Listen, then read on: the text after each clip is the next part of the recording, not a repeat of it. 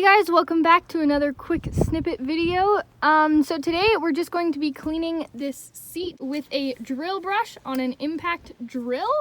So yeah, let's just get to it. So we're simply going to turn on the drill brush.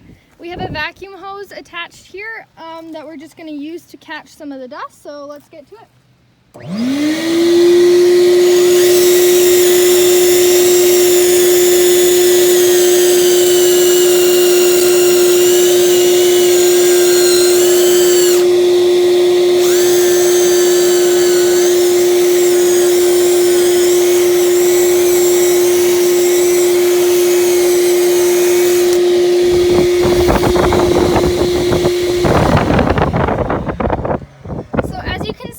Already made a huge difference. The next thing that we're going to do is just take the vacuum again and just, as you can see, there's already a difference, but there's just the surface dust now. So we're just going to vacuum this up.